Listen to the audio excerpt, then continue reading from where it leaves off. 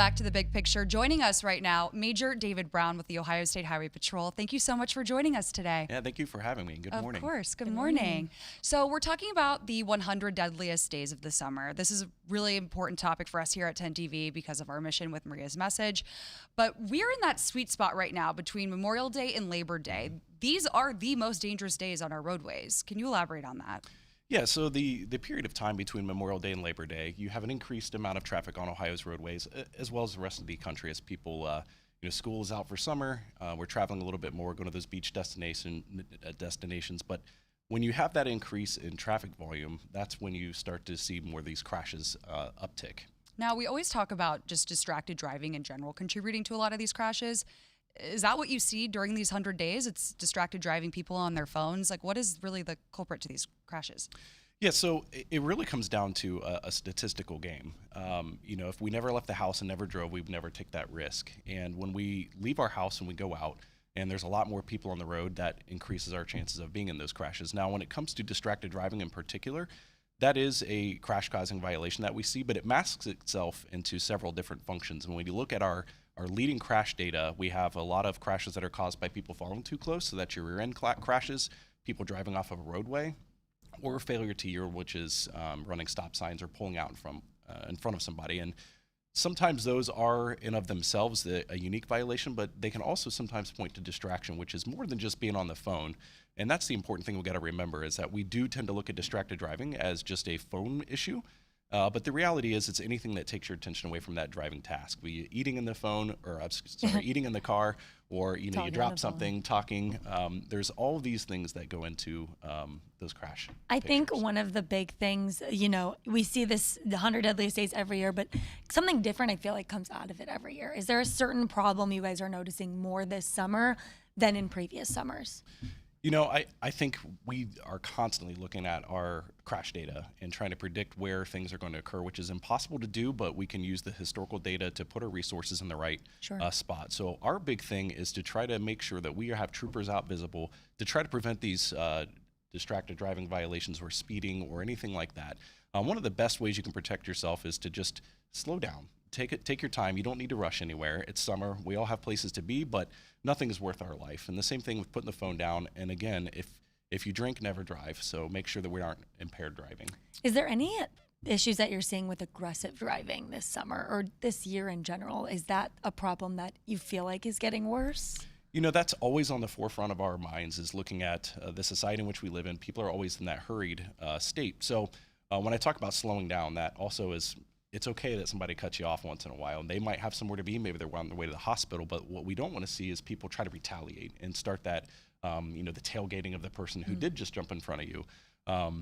Following those basic steps, like I said, making sure you have that seatbelt on at all times, not being distracted, but really just take a moment to slow down. It's not worth getting into an altercation or aggressive driving that would intend cause a crash. Always take a step back and take a deep breath. Count to 10, something like that, if you get fired up behind the wheel.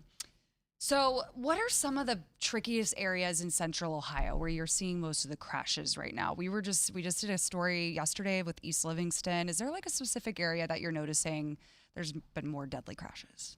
Yeah, so for us, we are always going to look at the engineering and education and enforcement aspects of traffic safety. Our partners at the Ohio Department of Transportation are very receptive. We work hand in hand with them about what roadways look like, in particular construction zones, making sure that if we have bottleneck of traffic, that we have ways that we can get people through those areas safely. Anywhere that you have an event that's going to draw a lot more traffic, again, it comes back to that statistical probability. If there are more cars in an area because of an event, then that's where we're going to see those uptick in crashes, and making sure that we have resources in place to clear those areas out and keep the traffic moving freely. In Central Ohio specifically, it follows the population. So Franklin County is going to see the largest because it's in the Central Ohio region. That's our most populated area. And Delaware and Licking County are pretty close behind. Yeah, Delaware is just growing so much. And then you go up by the outlet mall, there's all that construction right now. I know that's a problem. So this summer school's out. I mean, there's going to be a lot of young drivers on the roads. What are some of the biggest mistakes that young drivers make?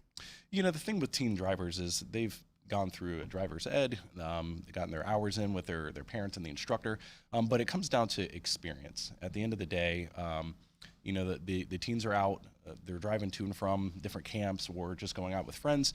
And some of the things that we see, it kind of mirrors what we see in distracted driving. So too many people in the car distracting you from the act of driving itself. That's one of the things that we see.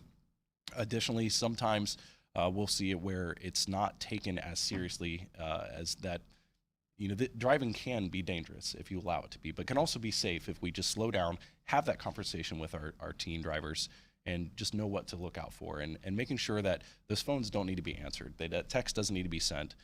Put those seatbelts on and just slow down. So when you guys approach a deadly crash or a really bad one, and you're fresh on the scene and you're trying to figure out what maybe happened, what is the first course of action that you guys take when you respond to some of these horrible crashes that you have to respond to? You know, every crash scene is unique, and anytime there's a loss of life, it's tragic for, you know, the families involved, but also for all the first responders that you know, have to respond to that scene. And for us, we are trained to look at every aspect of what caused that crash. It's not always just as simple as what's on the surface. And I kind of alluded to it earlier. If somebody drives off the side of the roadway, it's not always falling asleep. It could be texting or anything like that. Yes, or, you know, someone maybe merged into that person, so they were taking an evasive action. So we really want to slow down with our investigations and find out what led to that crash itself, and do the due diligence to give the family the dignity and respect that they deserve. Mm-hmm. Absolutely. And are there certain times of the day that you guys, with your research, you're finding there's more deadly crashes? Is it in the wee early morning hours? Because I feel like we always hear on the scanners, crash, EMS. Or we follow things in the morning. Mm-hmm. Yeah, so it goes back to what that traffic volume is doing. And typically for us, we see a spike between 3 p.m. and 6 p.m. as people are getting off work in the school year. That's when people are coming out of school. So you are seeing more traffic volume on the roadway. So that's where we deploy a lot more of our resources. So it's not uncommon to see a lot more troopers in that kind of window out on the road, trying to keep those highways safe. All right. Definitely good reminders for the summer, especially if you have a teen driver. Absolutely. Yeah. And I love what what you've been saying about if you are upset behind the wheel or anything don't like engage. that, just don't engage. And if you're upset for whatever reason, don't drive. Maybe It's take also a couple hard. minutes. You know, I understand, you know, Central Ohio, we've got some crazy drivers out there. So So sometimes just aggressive, needing that yeah. reminder is important. Absolutely.